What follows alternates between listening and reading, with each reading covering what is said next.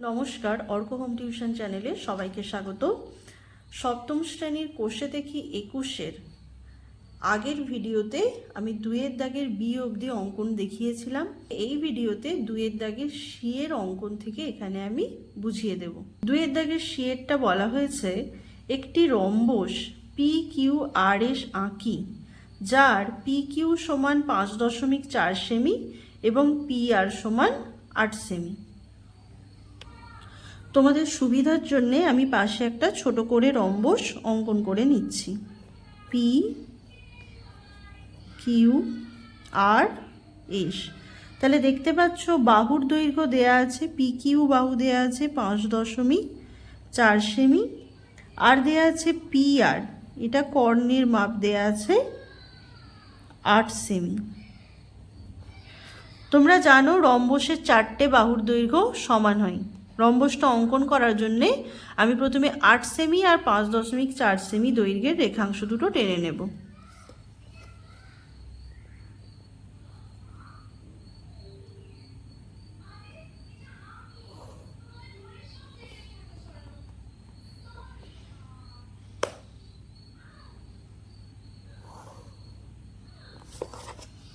তাহলে এটা P Q 5.4 semi আর এটা পি আর 8 সেমি।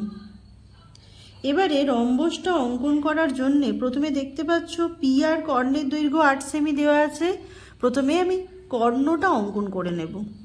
তাহলে প্রথমে স্কেলের সাহায্যে একটি যে কোনো মাপের রেখাংশ টানছি।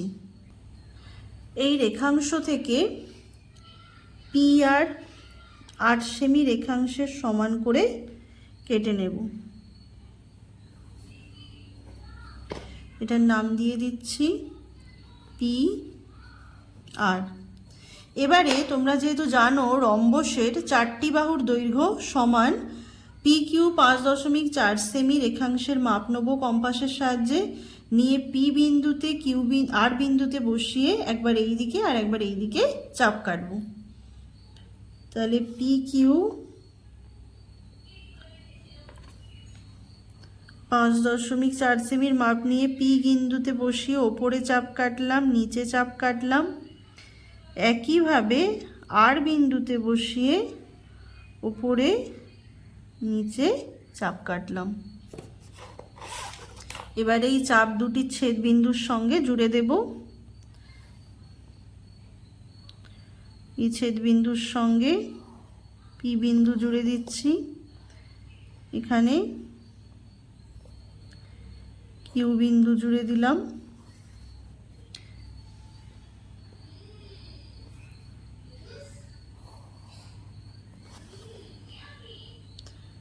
আর এখানে পি জুড়ে দিচ্ছি। এবার নাম দিয়ে দেবো, কি ছিল রম্বসটার নাম, পি কিউ আর এস। তাহলে পাশে লিখে নেব যে পি কিউ আর এস রম্বসটি অঙ্কন করলাম, যার পি কিউ সমান 5.4 সেমি, পি আর সমান 8 সেমি। রম্বসটি অঙ্কন হয়ে গেল। এর পরের অঙ্কটা দেখে নেব। 2-এর ডি এরটা কি বলা হয়েছে দেখে নাও। একটি চতুর্ভুজ পি কিউ আর এস আঁকি, যার পি কিউ 7 সেমি, কিউ আর 6.5 সেমি, আর এস 5.2 সেমি, এস পি 4.4 সেমি, কোণ পি কিউ আর সমান 60 ডিগ্রি। প্রথমে স্কেলের সাহায্যে রেখাংশগুলো টেনে নেব। তাহলে পি কিউ 7 সেমি,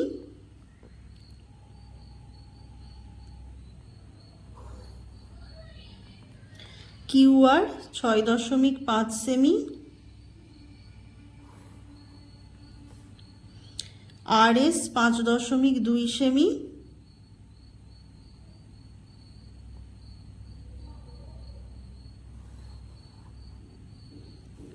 SP 4.4 সেমি।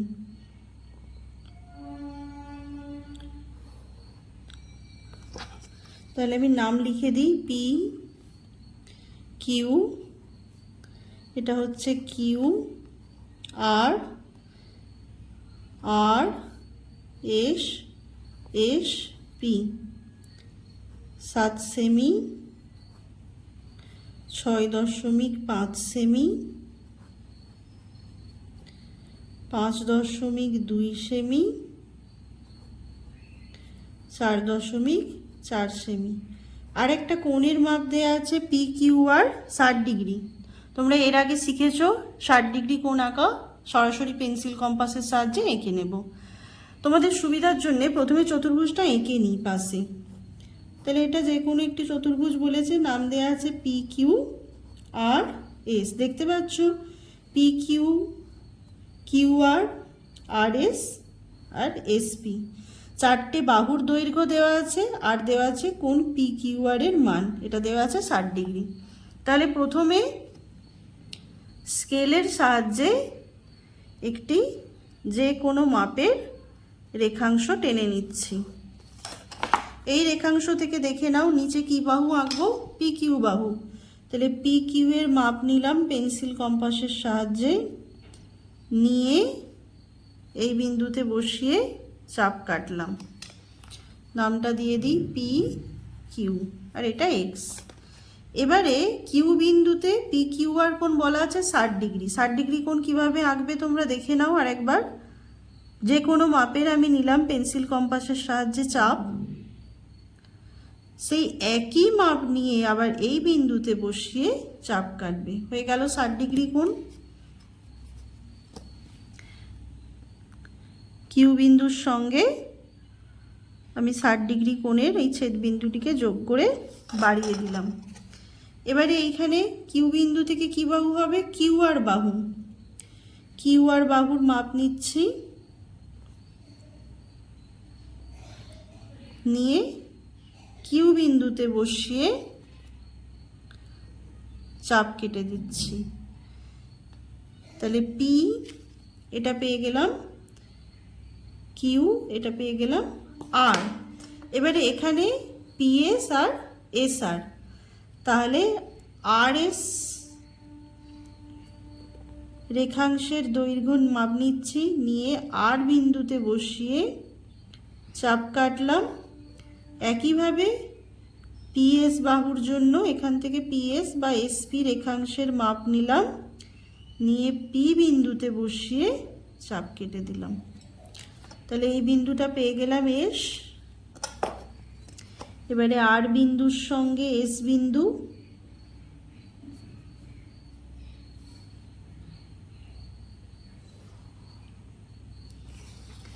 আর পি বিন্দুর সঙ্গে এস বিন্দু যোগ করে দিলাম। তাহলে নিচে লিখে নেব যে পি কিউ আর এস চতুর্ভুজটি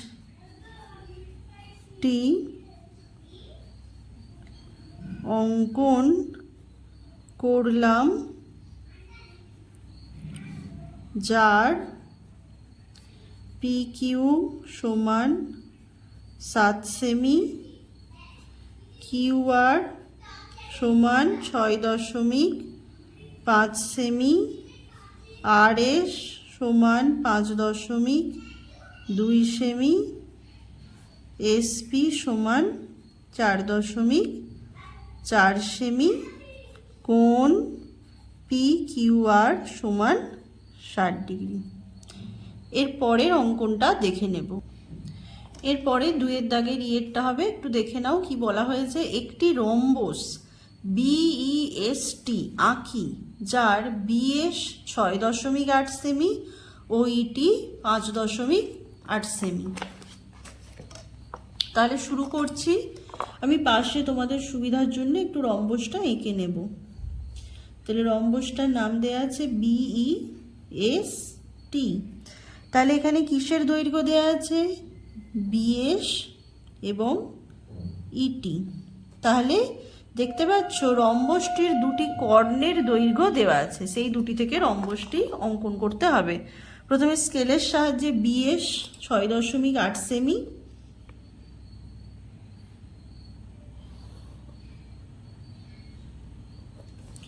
এবং ET 5.8 সেমি টেনে নিচ্ছি।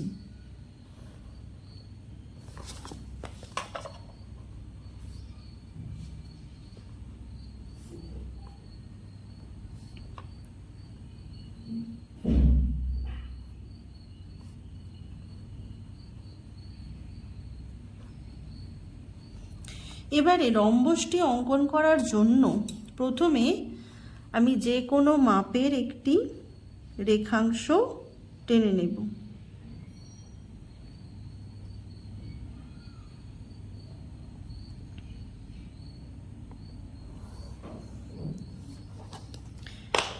এই রেখাংশ থেকে BS এর সমান করে আমি চাপ কেটে নিচ্ছি। পেন্সিল কম্পাসের সাহায্যে BS এর মাপ নিয়ে নিচ্ছি, নিয়ে এই বিন্দুতে বসিয়ে চাপ কেটে নিলাম। নাম দিয়ে দেব BS, আর এই অংশটা নাম দিয়ে দিলাম X।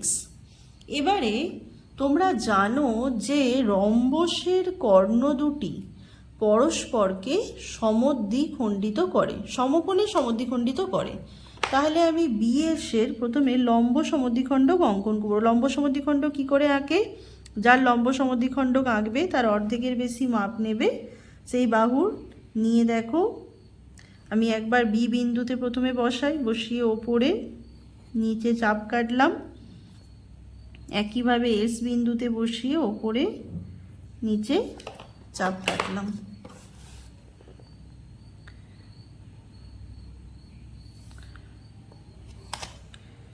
দেখতে পাচ্ছ এটা লম্ব সমদ্বিখণ্ডক পেয়ে গেলাম। এবারে এইখানে আমার হবে ET কর্ণ। তাহলে ET কর্ণটাও নিশ্চয়ই এই বিন্দুতে কি হবে? সমদ্বিখণ্ডিত হবে। ET কর্ণ এই বিন্দুতে অঙ্কন করার জন্য আমি ET কর্ণের লম্ব সমদ্বিখণ্ডক অঙ্কন করব। পাশে আমি আরেকবার ET বাহুটাকে, পাশে আমি আরেকবার ET রেখাংশটাকে একটু নিচে টেনে নিচ্ছি তার লম্ব সমদ্বিখণ্ডক অঙ্কন করার জন্য। এটা হচ্ছে 5.8 সেমি। তাহলে ET এর পাশে লম্ব সমদ্বিখণ্ডক আঁকছি। আঁকার জন্য দেখতে পাচ্ছ আমি বলেছি যার লম্ব সমদ্বিখণ্ডক আঁকবে তার অর্ধেকের বেশি মাপ নিয়ে ওপরে নিচে চাপ টানবে, আবার E বিন্দুতে বসিয়েও ওপরে নিচে চাপ টানবে। তাহলে দেখো ETরও লম্ব সমদ্বিখণ্ডক পেয়ে গেলাম।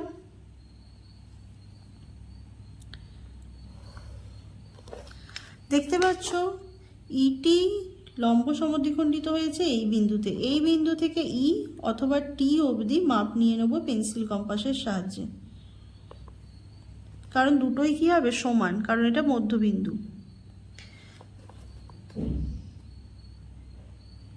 তাহলে E বা T অবধি মাপ নিয়ে নিলাম, নিয়ে সেই একই মাপ নিয়ে BSটা যেখানে লম্ব সমদ্বিখণ্ডক হয়েছে সেই বিন্দুতে বসিয়ে ওপরে আর নিচে চাপ টেনে দিলাম। তাহলে আমি এখানে কি পেয়ে গেলাম? ET কর্ণের দৈর্ঘ্য পেয়ে গেলাম। এবারে এটার সঙ্গে একবার S বিন্দু, B বিন্দু, আর একইভাবে নিচের চাপটার সঙ্গেও B বিন্দু, S বিন্দু যোগ করে দিলাম। তাহলে পেয়ে গেলাম BEST রম্বস। তাহলে এখানে কি লিখে নেব? যে BEST রম্বস অঙ্কন করলাম, যার BS সমান 6.8 সেমি আর ET সমান 5.8 8 সেমি। এর পরের অঙ্কনটা দেখো এফেক্টটা কি বলা হয়েছে, একটি বর্গক্ষেত্র DEAR আঁকি যার ডি 5.2 সেমি। বর্গক্ষেত্রের একটি বাহুর দৈর্ঘ্য দেওয়া আছে, কারণ বর্গক্ষেত্রের সব বাহুগুলো কি জানো তোমরা সমান, আর প্রতিটি কোণ হচ্ছে 1 সমকোণ বা 90 ডিগ্রি। তাহলে শুরু করি। বর্গক্ষেত্রটি অঙ্কন করার জন্যে প্রথমে যে বর্গক্ষেত্রের বাহুর দৈর্ঘ্য দেওয়া আছে ডি বাহু, সেই বাহুটা অঙ্কন করে নিচ্ছি। ডি বাহুর দৈর্ঘ্য দেওয়া আছে 5.2 সেমি।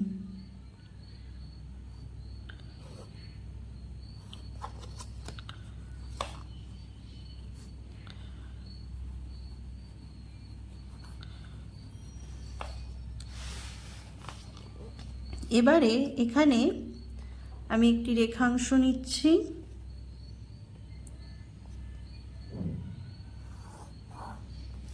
সেই রেখাংশ থেকে পেন্সিল কম্পাসের সাহায্যে ডিই বাহুর মাপ করে চাপ কেটে নিলাম।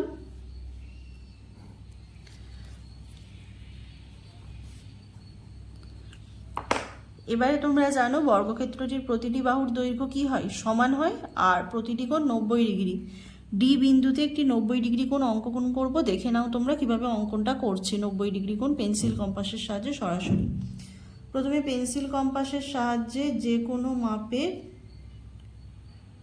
একটি চাপ কেটে নিচ্ছি। সেই একই মাপ নিয়ে পেন্সিল কম্পাসটা এই বাহুটিকে যেখানে ছেদ করেছে সেখানে বসিয়ে চাপের ওপরে একটি চাপ কাটছি। আবার এই বিন্দুতে যেখানে ছেদ করেছে সেখানে বসিয়ে চাপের ওপরে একটি চাপ কাটছি, ওপরে একটি চাপ কাটছি। আবার একইভাবে এই বিন্দুতে বসিয়ে এই চাপটির ওপর আরেকটি চাপ কাটলাম। এবারে এই চাপ দুটির ছেদ বিন্দুর সঙ্গে ডি বিন্দু জুড়ে দিচ্ছি।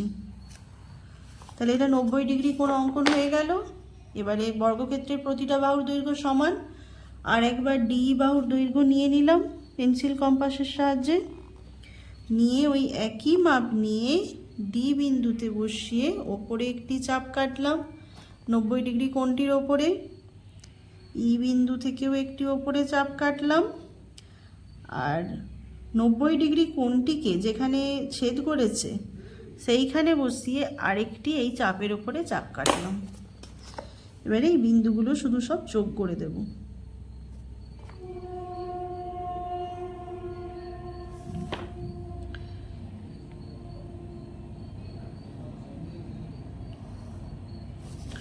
তাহলে হয়ে গেল DEAR বর্গক্ষেত্র। তাহলে পাশে লিখে নিচ্ছি যে DEAR বর্গক্ষেত্রটি অঙ্কন করলাম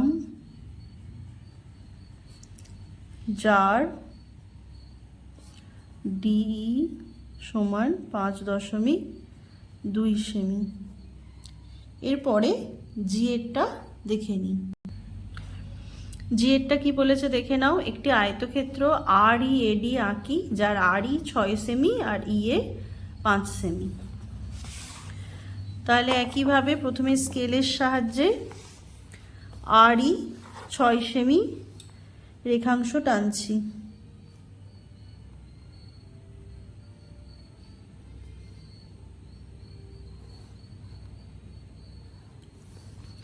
আর EA 5 সেমি।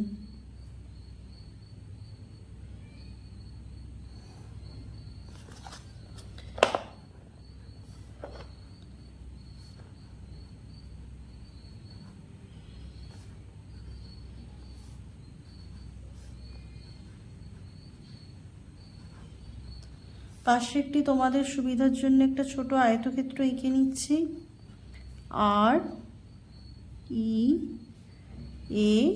READ দেখো কিসের দৈর্ঘ্য দেয়া আছে, RE বাহুর দৈর্ঘ্য দেয়া আছে আর EA বাহুর দৈর্ঘ্য দেয়া আছে। দেখো দুটো বাহুর দৈর্ঘ্য দেয়া আছে, কারণ জানো যে আয়তক্ষেত্রের বিপরীত বাহুগুলোর দৈর্ঘ্য সমান। তাহলে এই বাহুটার দৈর্ঘ্য 6 সেমি হলে এটাও হবে 6 সেমি, আর এটার এর দেয়া আছে 5 সেমি, তাহলে এই বাহুটা হবে 5 সেমি। আর কি জানো যে আয়তক্ষেত্রের প্রতিটি কোণ 90 ডিগ্রি। তাহলে আয়তক্ষেত্রটি অঙ্কন করার জন্য প্রথমে স্কেলের সাহায্যে একটি যে কোনো মাপের রেখাংশ টানছি। সেই রেখাংশ থেকে আড়ি বাহুর মাপ নিচ্ছি। এখান থেকে আড়ি রেখাংশের নিয়ে পেন্সিল কম্পাসের সাহায্যে মাপ নিয়ে এখানে চাপ কেটে দিলাম। এবারে এটার নাম দিয়ে দিই আর ই। এ বাহুর মাপ দেওয়া আছে 5 সেমি। ই বিন্দুতে 90 ডিগ্রি কোণ অঙ্কন করব। 90 ডিগ্রি কোণ আমি এর আগের অঙ্কটাতেই দেখিয়েছি। আগের অঙ্কনে বর্গক্ষেত্র আঁকার সময় কিভাবে আঁকবে, প্রথমে একটি যে কোনো মাপের চাপ কেটে নেবে, সেই চাপের একই মাপের সমান করে এই বিন্দুতে বসিয়ে আর একটা চাপ কাটবে, যেখানে ছেদ করলো সেখানে বসিয়ে চাপের ওপর একটা চাপ, ওপরে একটা চাপ, আর এই বিন্দুতে বসিয়ে এখানে একটা চাপ কাটবে। ই বিন্দুর সঙ্গে চাপ দুটির ছেদ বিন্দু যোগ করে বাড়িয়ে দাও।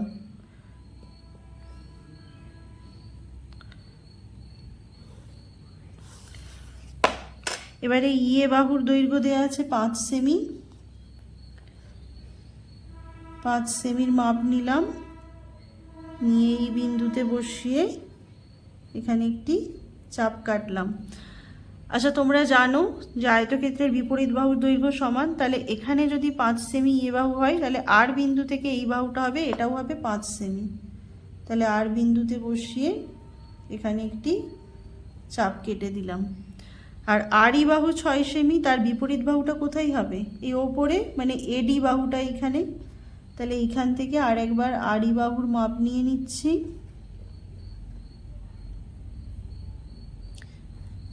নিয়ে যেখানে ইয়ে বাহুটা ছেদ করেছিল সেই বিন্দুতে বসিয়ে এই চাপের ওপরে চাপ কেটে দিলাম। এবারে শুধু এই চাপের ছেদ বিন্দুগুলো জুড়ে দেব।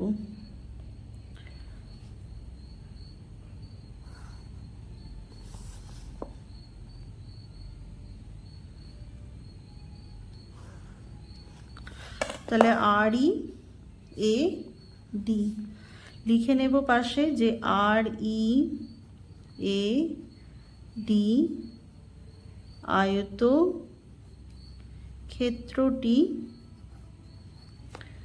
অঙ্কন করলাম, যার আড়ি সমান 6 সেমি, ইয়ে সমান 5 সেমি। এরপরে এইচের দাগের অঙ্কনটা দেখে নাও। এইচের অঙ্কনটা বলা হয়েছে একটি চতুর্ভুজ এসে এনডি আঁকি, যার এসে 5.6 সেমি, এ এন 4.5 সেমি, কোণ এএসডি 45 ডিগ্রি, কোণ এসএএন 75 ডিগ্রি, আর কোণ এএনডি 110 ডিগ্রি। চতুর্ভুজটি অঙ্কন করার জন্যে প্রথমে স্কেলের সাহায্যে রেখাংশ আর চাঁদার সাহায্যে কোণগুলি এঁকে নেব। তাহলে এসে 5.6 সেমি,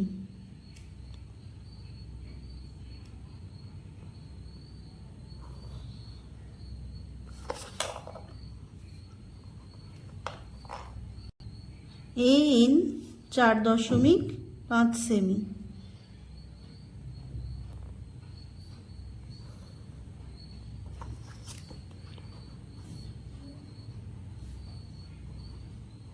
এটা 5.6 সেমি, এটা 4.5 সেমি।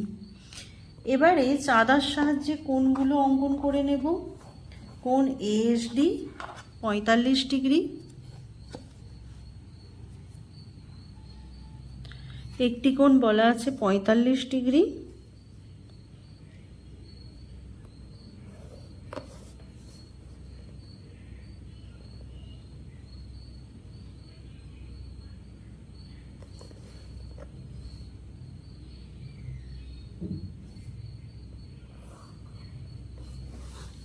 একটি কোণ বলা আছে 75 ডিগ্রি।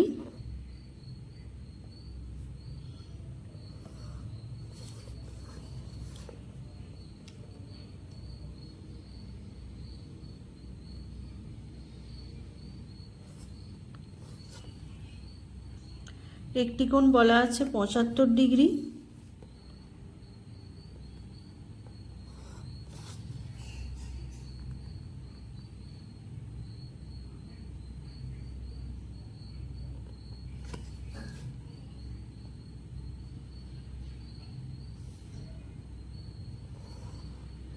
আর একটি কোণ বলা আছে 110 ডিগ্রি।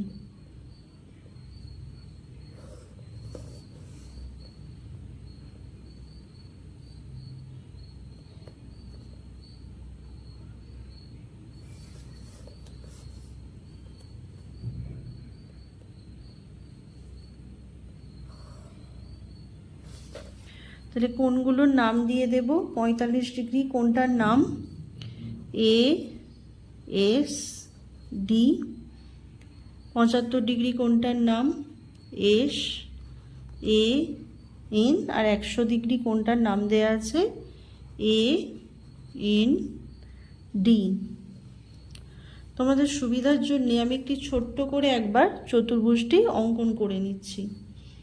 তাহলে এস এ এন ডি। দেখো কি কি বাহুর মাপ দেয়া আছে। এস এ বাহুর দেয়া আছে, এন বাহুর দেয়া আছে, এ এস ডি এই কোণটির মাপ দেয়া আছে, এস এ এন এই কোণটির মান দেয়া আছে, আর এ এন ডি এই কোণটির মান দেয়া আছে।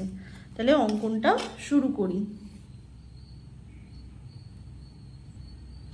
প্রথমে স্কেলের সাহায্যে একটি যে কোনো মাপের রেখাংশ টেনে নিলাম। এই রেখাংশ থেকে দেখতে পাচ্ছ নিচে কি বাহু নেব। আমি যে ছোট চতুর্ভুজটা এঁকেছি এসে বাহু। এসে বাহুর মাপ নিচ্ছি এখান থেকে পেন্সিল কম্পাসের সাহায্যে। নিয়ে এই চাপ থেকে কেটে নিলাম।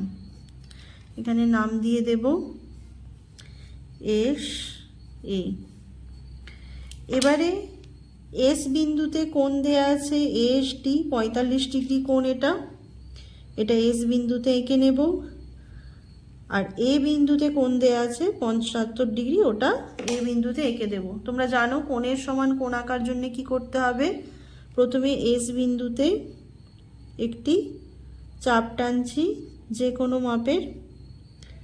আমি একবারে দুটো কোণ আঁকবো, ওই জন্য এস বিন্দুতে আর এ বিন্দুতে দুটো বিন্দুতেই আমি একই মাপের চাপ টানছি। সেই একই মাপের চাপ নিয়ে যে রেখাংশটা টেনেছো এসে বাহু, সেইখানে এস বিন্দুতে একবার চাপ টেনে নাও, আর এ বিন্দুতে একবার চাপ টেনে নেবে।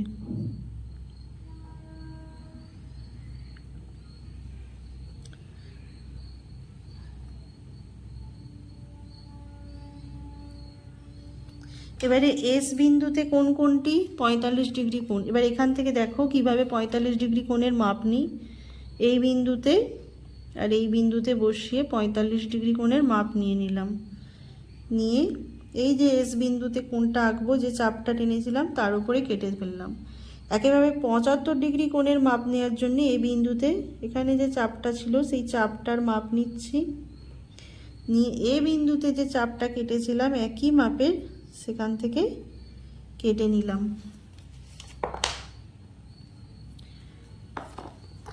এবারে এস বিন্দুর সঙ্গে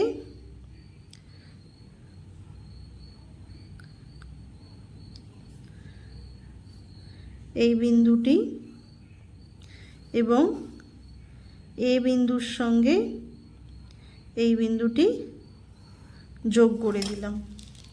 এবারে এন বাহুর মাপ নিচ্ছি। এন বা এনে নিয়ে এ বিন্দুতে বসিয়ে এই বাহুটার ওপর একটা চাপ কেটে দিলাম। এটার নাম দিয়ে দিলাম এ এন। এবারে এন বিন্দুতে কত ডিগ্রি কোণ 110 ডিগ্রি কোণ আঁকবো। সেই কোণ আঁকার জন্যে এন বিন্দুতে একটা যে কোনো মাপের চাপ কেটে নেবে। সেই একই মাপের চাপ এন বিন্দুতে কাটবে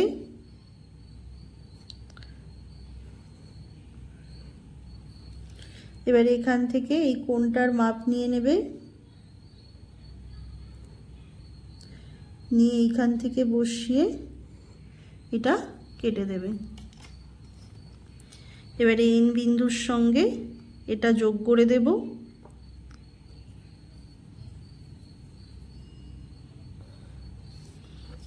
আর এই বাহুটাকে একটু বাড়িয়ে দেব। তাহলে দেখতে পাচ্ছ পেয়ে গেলাম এ সে এন, এটা হচ্ছে ডি বিন্দু, একদম এন বিন্দুর কাছে এ সে এন ডি চতুর্ভুজ। আজকে এতদূর পর্যন্তই অঙ্কন দেখালাম। এর পরের ভিডিওতে 3 দাগের সব অঙ্কনগুলো দেখাবো। আমাদের ভিডিওটি ভালো লেগে থাকলে আমাদের চ্যানেলটিকে সাবস্ক্রাইব করে পাশে থাকবেন। ধন্যবাদ।